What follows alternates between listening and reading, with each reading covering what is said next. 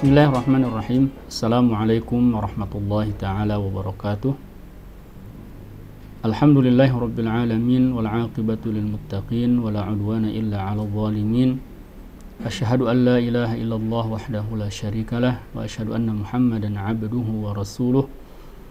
Allahumma salli wa sallim wa barik ala habibina wa qaidina wa qudwatina sayyidina wa maulana Muhammadin wa ala alihi wa sahbihi ajma'in, amma ba'du.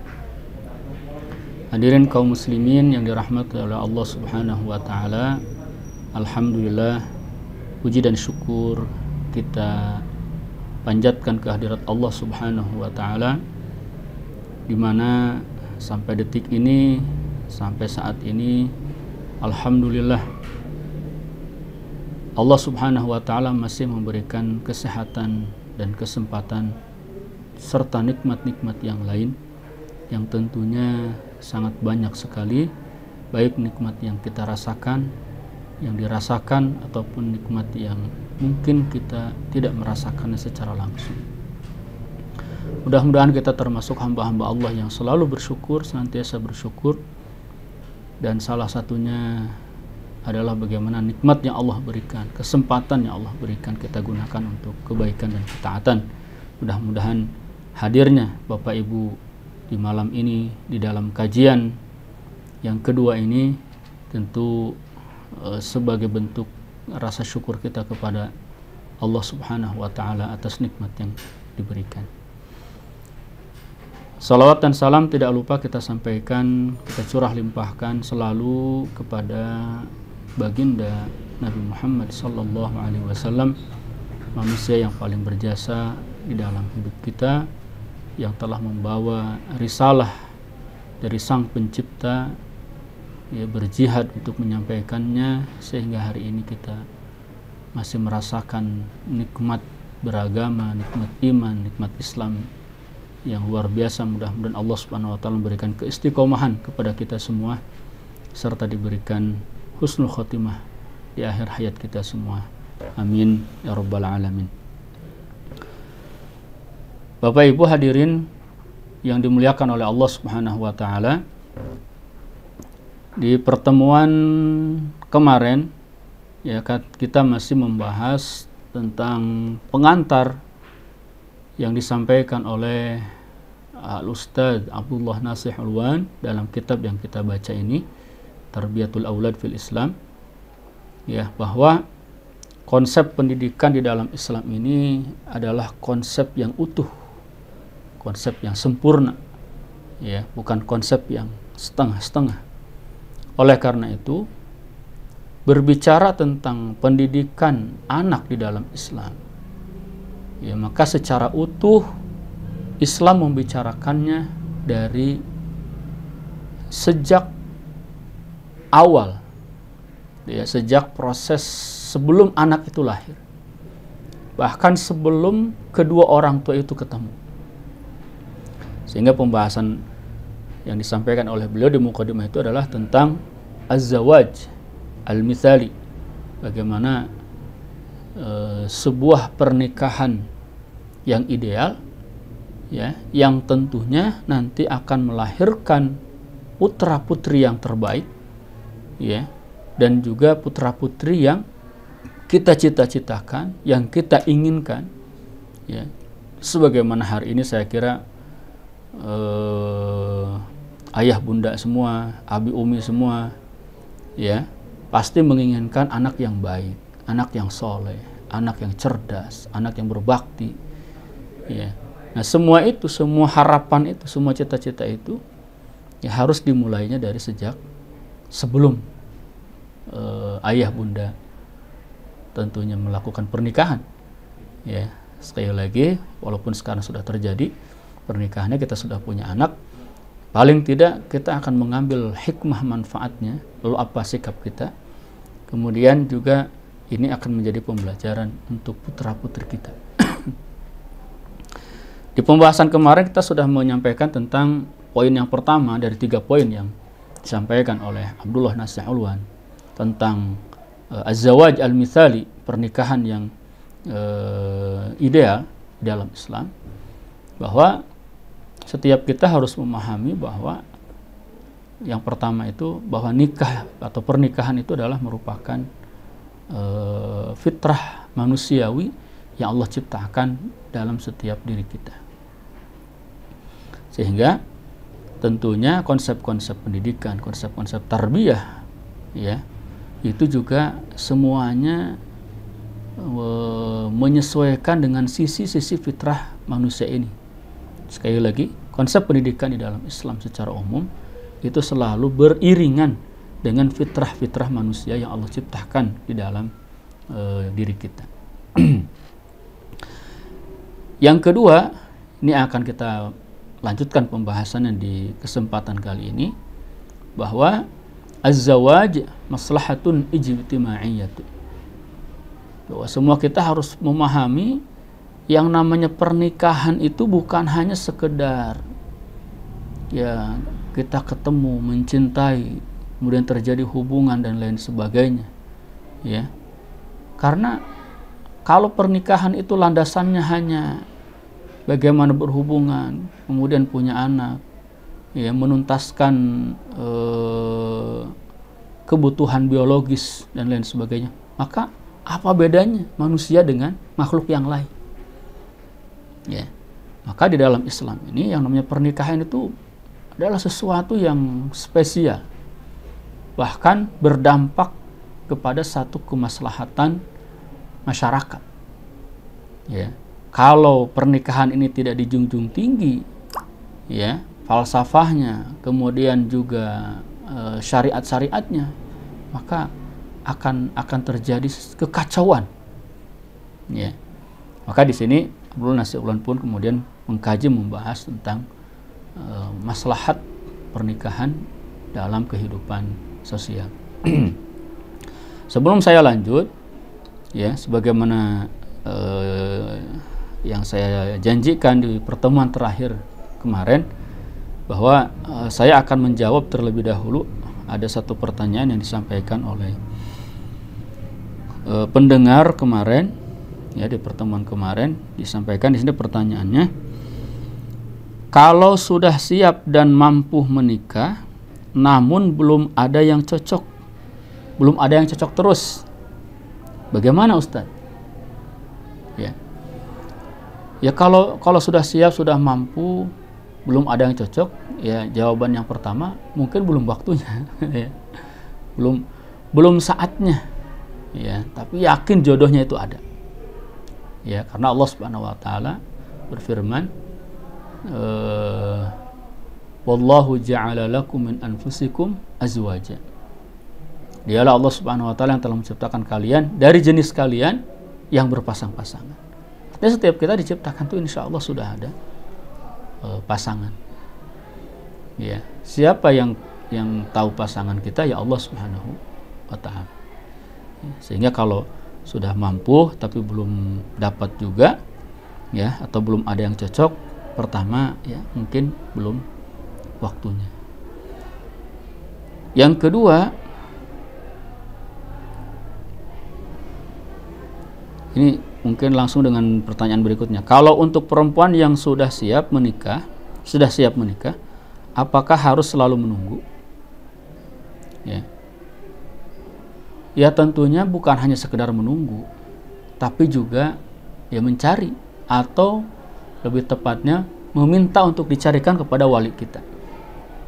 Siapa wali kita? Ya, orang tua kita, ada paman, ya, orang yang kita kenal, ya, untuk mencarikan tentunya yang sesuai dengan kriteria yang diinginkan oleh Allah dan Rasulnya, sebagaimana nanti di bab yang kedua ini akan atau di bab yang di pembahasan yang ketiga, ya, tentang bagaimana memilih, bahwa pernikahan ini adalah proses memilih.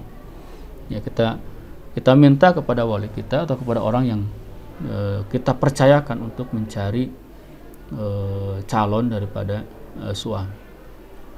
Terus berikutnya, hadirin yang dimuliakan oleh Allah Subhanahu wa taala, masih berkaitan dengan pertanyaan ini, bahwa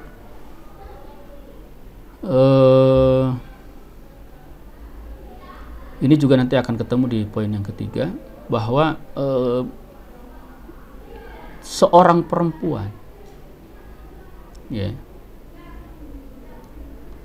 Ya, tentu setiap masing-masing kita boleh memiliki atau menentukan kriteria dan lain sebagainya. Tapi ingat bahwa kriteria yang disampaikan oleh Nabi Shallallahu Alaihi Wasallam di dalam hadisnya itu adalah fadfar bidzatid din. Ya, kalau bahasa kitanya, beruntunglah orang yang mendahulukan atau orang yang mendapatkan seseorang yang beragama, yang memiliki agama. Artinya dari seluruh kriteria yang diutamakan oleh Rasulullah SAW itu adalah kriteria agama, kriteria akhlak. Ya.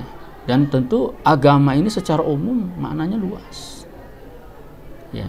Maksud luas itu dia bukan kriteria yang spesifik. Beda dengan begini. Seorang perempuan menikah, dia ingin kriterianya misalkan sarjana A misalkan. Atau jangan itulah, misalkan contohnya saya ingin menikah dengan seorang laki-laki yang tingginya 170 cm. Kan itu kriteria yang menyusahkan sebenarnya. Ya.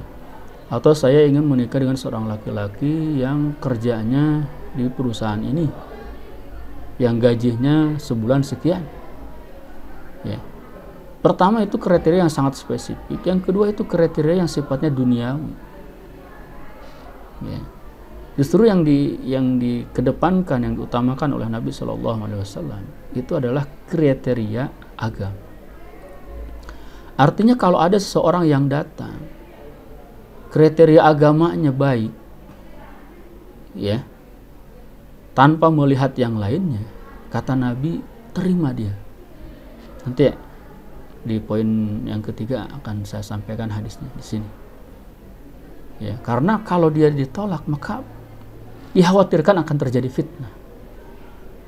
Ya. Kalau ada seorang laki-laki datang meminang seorang perempuan, dan seorang perempuan ini punya kriteria yang tinggi, dan seorang yang datang ini adalah orang yang soleh, maka dia harus tanazul, segera menurunkan kriterianya, ambil orang soleh yang datang. Insya Allah akan ada keberkahan. Kalau ditolak, kata Nabi, khawatir ada fitnah. Apa bentuk fitnahnya?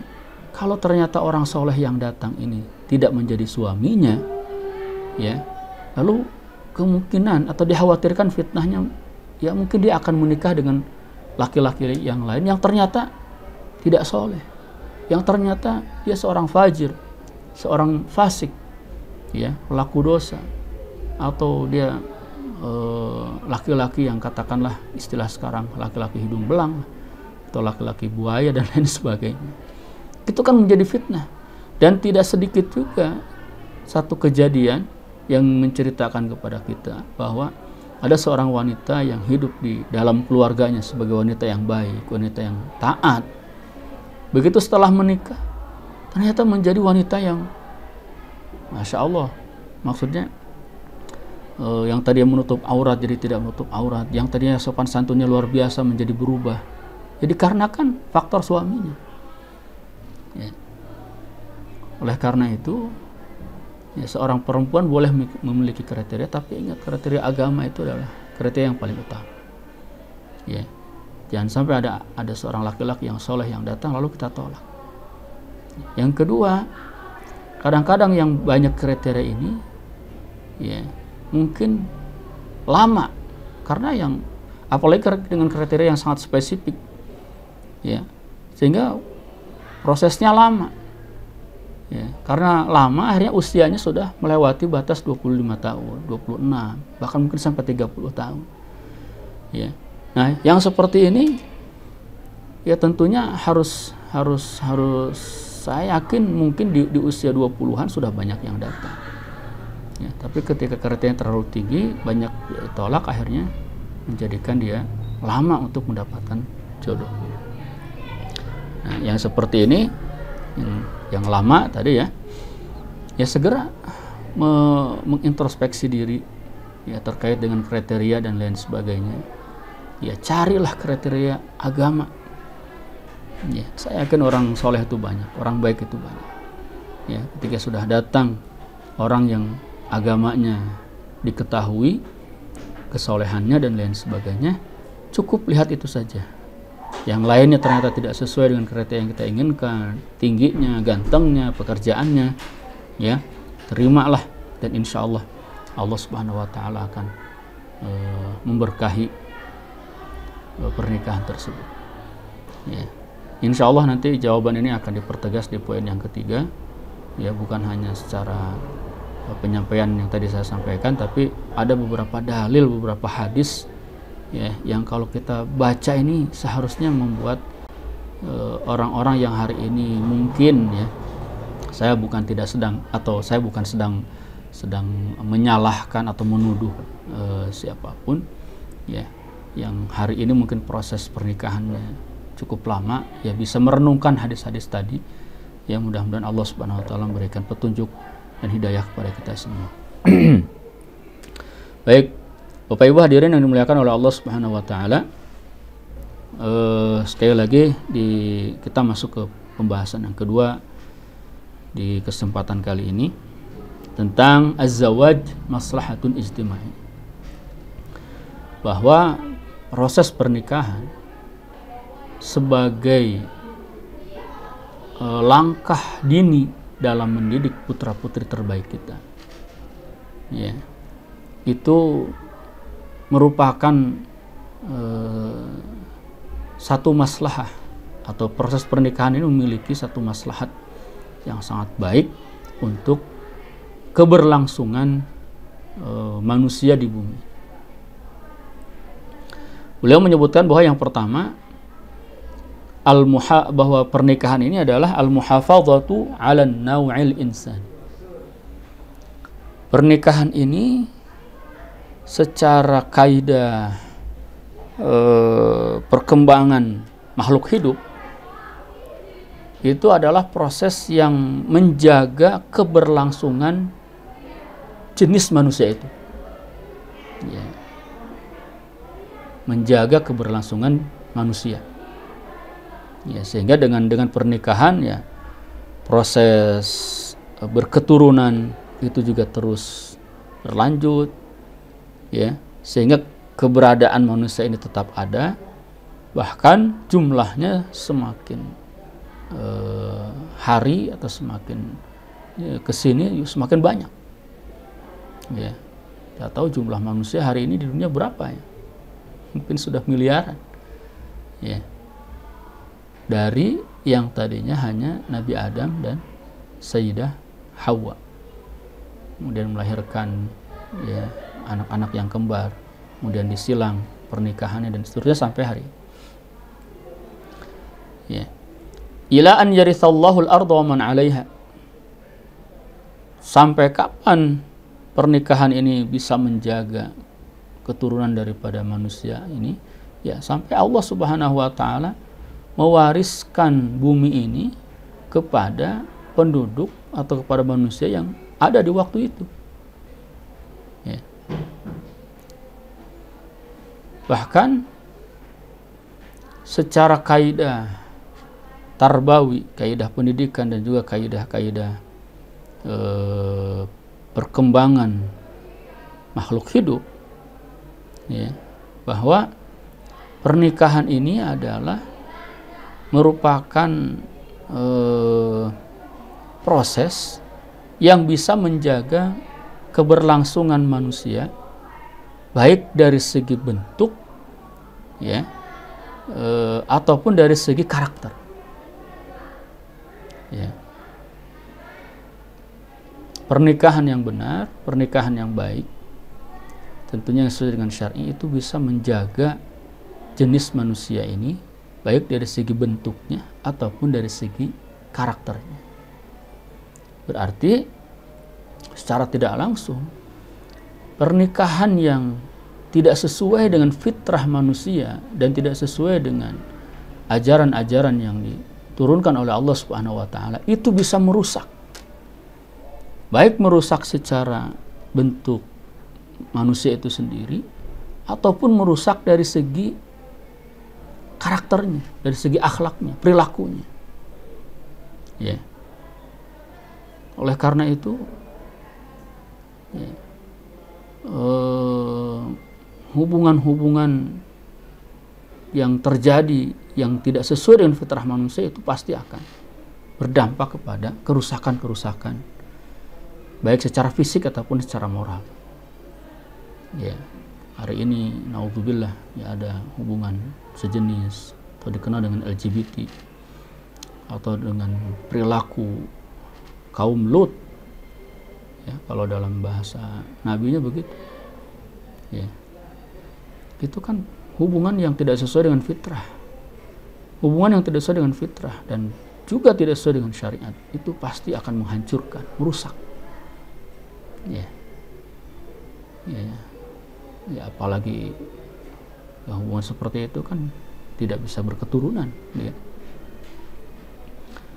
Begitu juga hubungan-hubungan yang memang di luar syar'i, yaitu bisa melahirkan keburukan-keburukan, melahirkan penyakit, melahirkan keturunan yang secara fisik dan secara karakter juga memiliki kelainan-kelainan. Ya. Dan sekali lagi secara kaidah umumnya Allah Subhanahu wa taala berfirman dalam Al-Qur'an, "Wallahu ja'ala lakum min anfusikum azwaja." Allah Subhanahu wa taala telah menciptakan dari jenis kalian pasangan-pasangan. Ya. Maka pernikahan yang benar, pernikahan yang baik, yang sesuai itu adalah pernikahan yang sesuai dengan yang disyaratkan atau yang diisyaratkan oleh Allah dalam Al-Qur'an ini. Dengan pasangannya ya laki-laki dengan perempuan. Ya, maksud manusia dengan manusia. Ya, bukan manusia dengan jin, manusia dengan yang lain. Ya, itu keluar dari fitrah yang Allah ciptakan. Ya, wa ja'ala lakum min azwajikum banina wa hafadah. Dan Allah jadikan dari pasangan-pasangan kalian itu anak-anak dan keturunan. Ya, dan memiliki anak, memiliki keturunan itu adalah bagian dari kenikmatan di dalam berkeluarga. Keindahan di dalam berkeluarga. Bagian dari kebahagiaan di dalam berkeluarga. Ya. Dan pernikahan yang membahagiakan ya tentu adalah pernikahan sesuai dengan yang diperintahkan oleh Allah Subhanahu wa taala. Dalam ayat yang lain Allah Subhanahu wa taala berfirman, "Ya ayuhan nasu taqu rabbakum alladzi khalaqakum min nafsin wahidah wa khalaqa minha zawjaha wa batha minhuma rijalan katsiran wa nisaa." Wahai manusia, bertakwalah kepada Tuhan kalian yang telah menciptakan kalian dari satu jiwa. Kemudian Allah ciptakan pasangannya. Ya. Secara khusus ayat ini mungkin berbicara Adam, kemudian berbicara pasangannya itu Hawa yang Allah ciptakan dari tulang rusuk Nabi Adam. Tapi secara umum Allah Subhanahu wa taala menegaskan dalam ayat ini bahwa Allah Subhanahu wa taala menciptakan kalian ya berpasang-pasangan semuanya. Ya. Wabatha minhuma, dari keduanya Adam dan Hawa itu Allah tumbuhkan rijalan wa nisa. Allah tidak ciptakan rijal saja, nisa saja, rijalan wa nisa. Itu berarti ya pasangan sebagaimana pasangan sebelumnya. Ya, Adam dan Hawa. Yang kedua, kata Al-Ustadz Abdullah Nasir Alwan dalam buku ini, beliau mengatakan tentang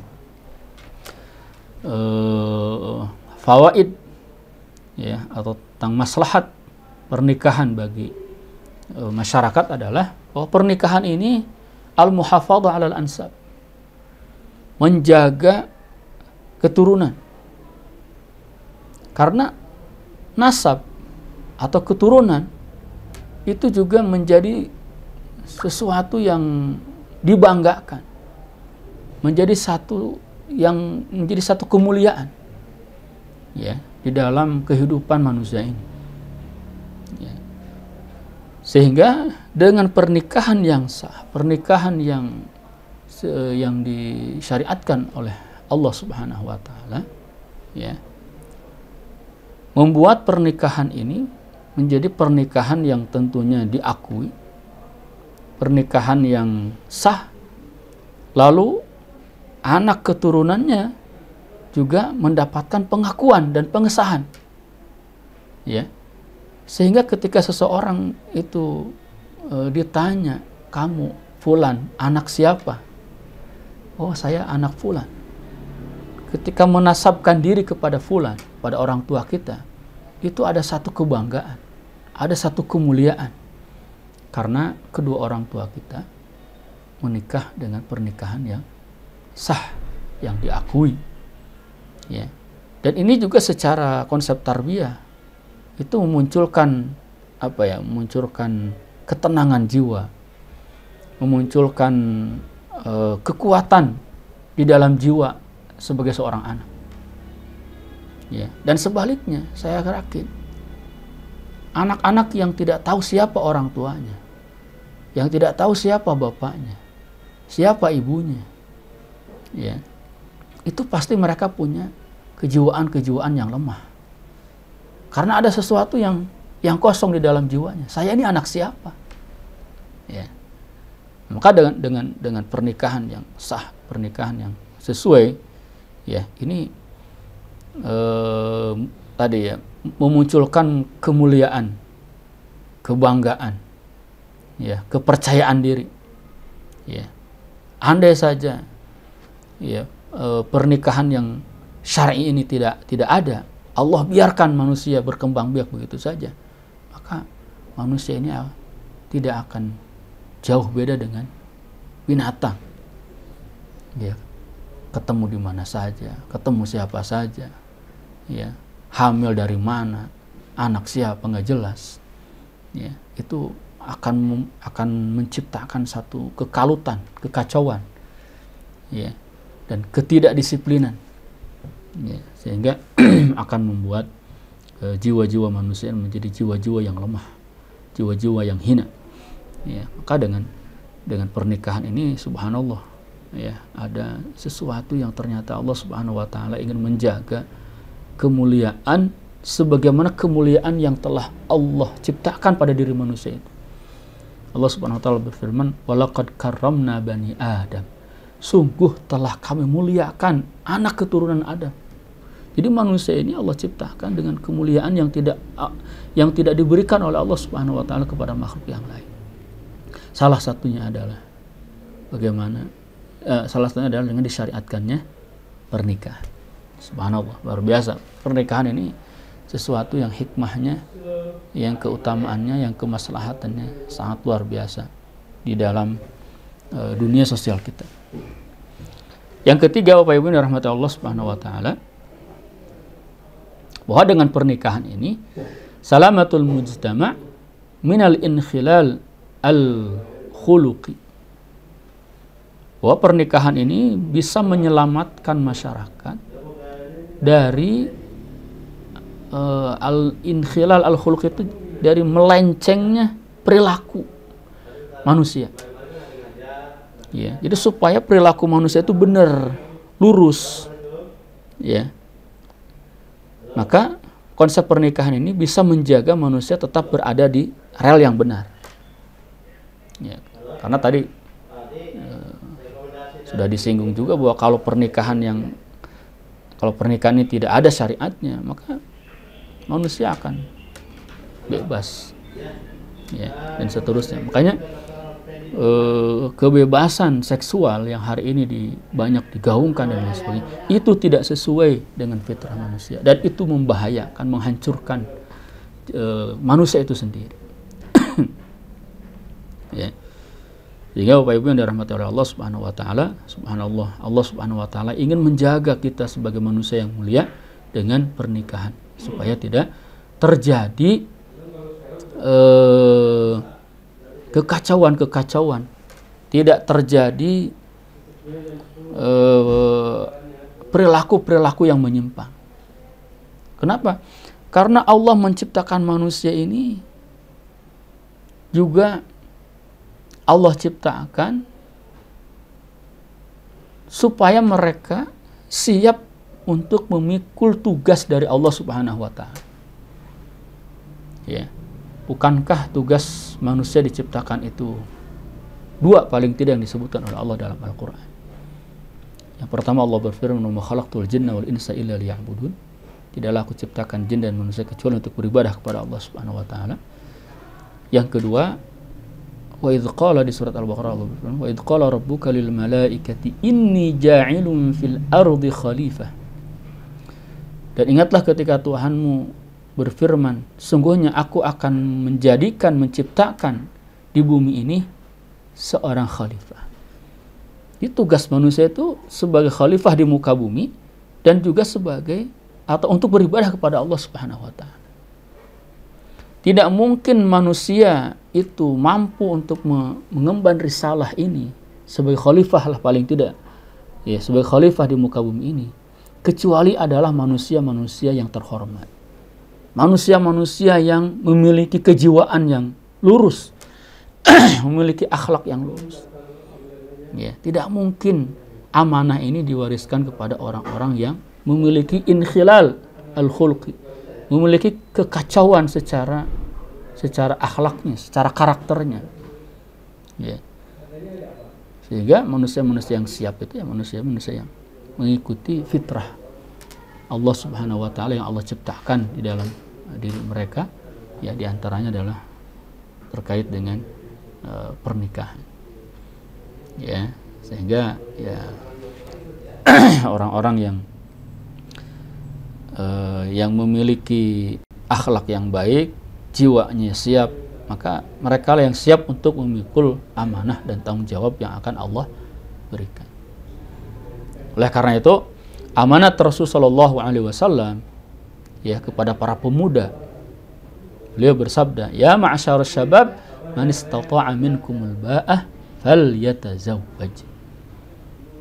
Wahai para pemuda, ya, barang siapa di antara kalian ada yang sudah memiliki kemampuan al-ba'ah, ya, kemampuan dia sudah dewasa, sudah faham secara fisik sudah siap, ya, secara tanggung jawab sudah siap, ya, secara agama, secara akhlak sudah faham, sudah siap, falyatazawwaj, maka segeralah menikah.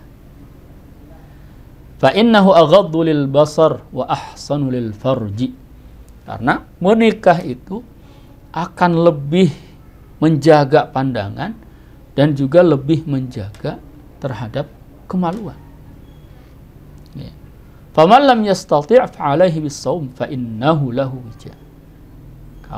Kalau kalian wahai para pemuda belum siap, belum mampu, ya, fa'alaihi bis-shaum, maka hendaklah dia berpuasa.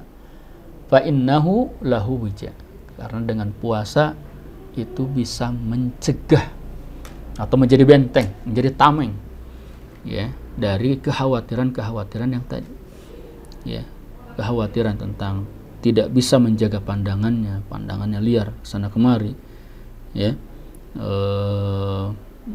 menjaga dari tidak mampu untuk menjaga kemaluannya, ya, dengan puasa. Karena setiap manusia itu Allah ciptakan ya punya fitrah tersendiri, ya, di antaranya ya punya kecenderungan terhadap lawan jenis, ya, punya kebutuhan biologis dan lain sebagainya. Dan itu, ya, kalau tidak dikendalikan oleh Islam, kalau tidak dikendalikan oleh iman, maka dia akan dikendalikan oleh nafsu, ya, dan nafsu itu ammaratun bisu, ya, nafsu ini tentu menyuruhnya tuh ke yang buruk-buruk, ya. Mengendalikannya dengan iman dengan apa? Dengan puasa.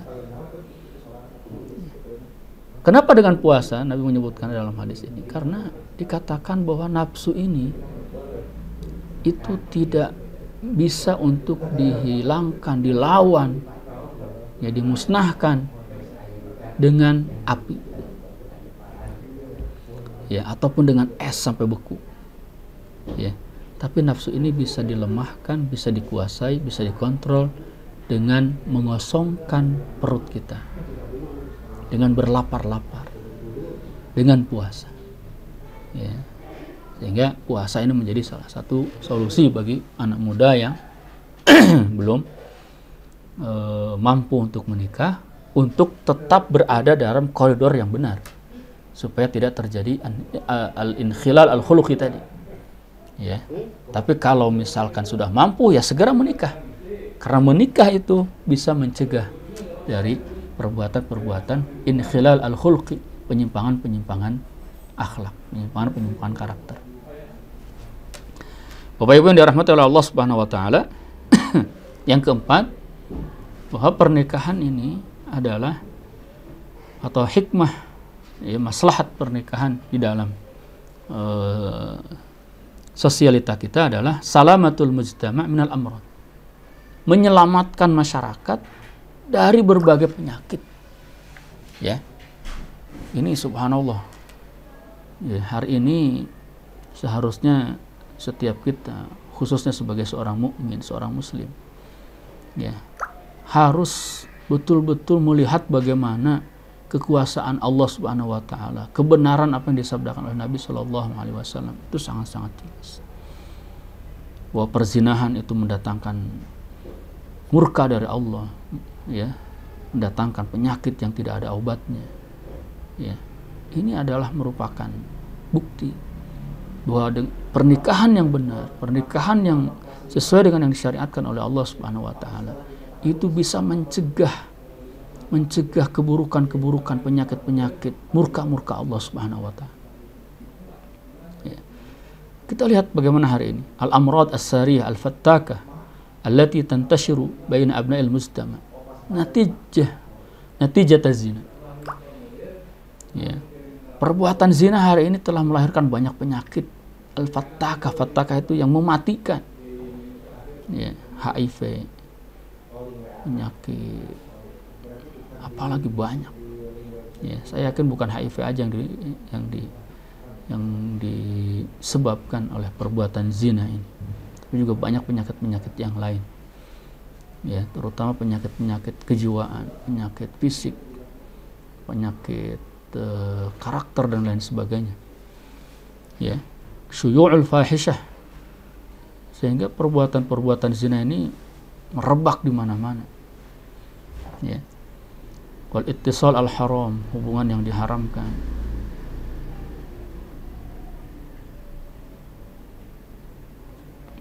Di sini disebutkan tentang, saya tidak begitu paham maknanya. Wa min hadhil amrad, di antara bentuk penyakit yang disebabkan karena perzinahan itu adalah az-zuhri. Ya. Saya kira ini penyakit yang berkaitan dengan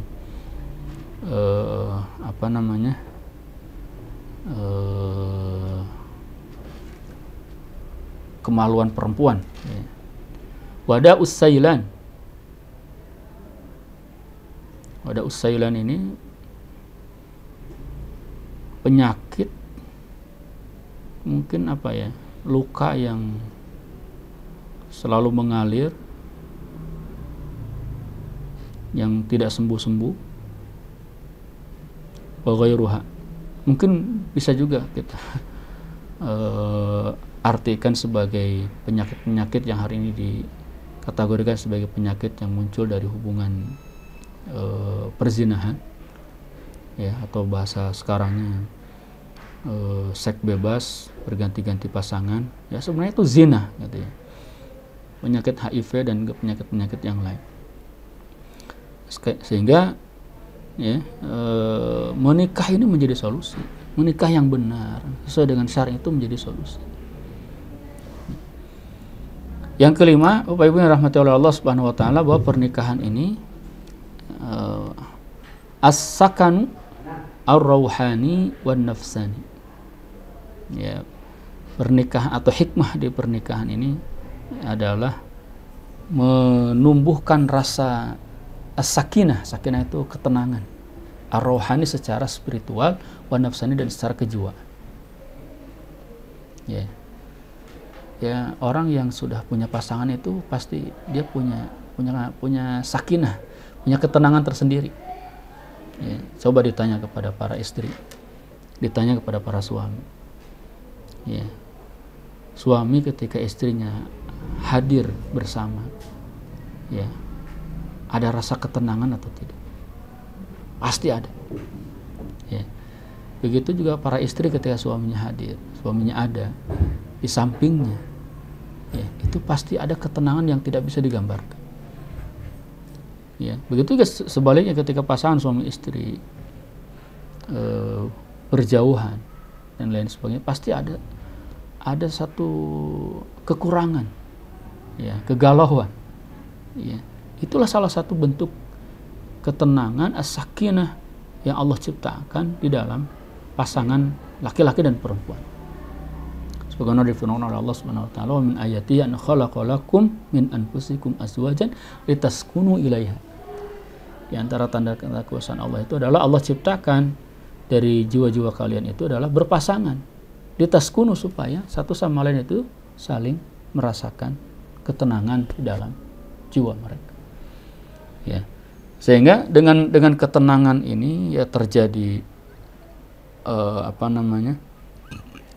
terbangunlah, kalau dalam ayat yang tadi, al-mawaddah warahmah. Ada saling mencintai, warahmah, kasih sayang. Ya, saling mengenal, saling membantu, saling menguatkan, saling mengokohkan. Ya, sehingga terjadilah kerjasama yang baik.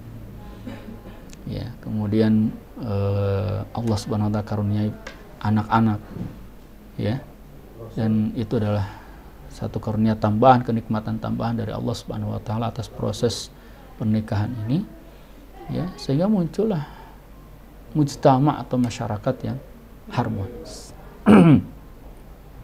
Dan ini sekali lagi hubungannya dengan pendidikan Islam, ya tentunya sebagai cikal bakal dari proses yang benar untuk melahirkan keturunan yang soleh, keturunan yang baik. Dari proses yang baik akan menurunkan keturunan yang baik. Dari proses yang membahagiakan, yang menenangkan, akan melahirkan keturunan yang membahagiakan, yang menenangkan jiwa kedua orang tua. Yang berikutnya, Bapak Ibu yang rahmati Allah Subhanahu wa taala, yang keenam, ya, bahwa dengan pernikahan ini, ya, akan terjadi at-ta'awun az-zawjaini fi bina'il usrah wa tarbiyatil aulad.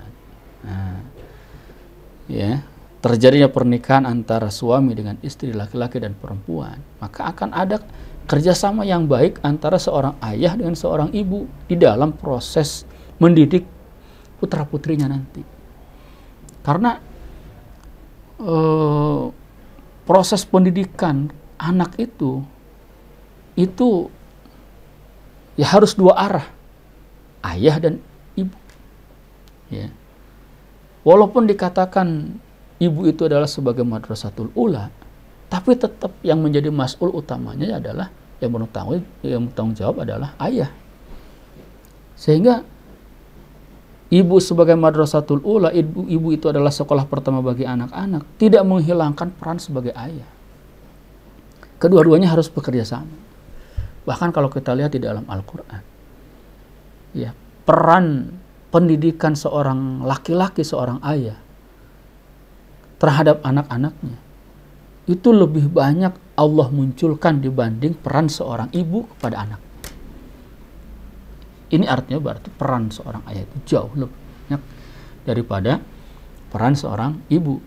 Ya, tapi inti yang ingin disampaikan pada poin ini adalah bahwa dengan pernikahan itu terjadilah proses kerjasama.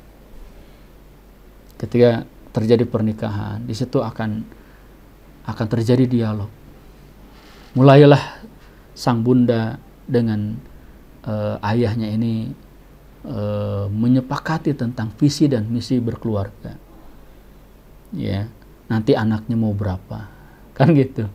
Ya, anak kita mau dididik model seperti apa, mau dijadikan apa.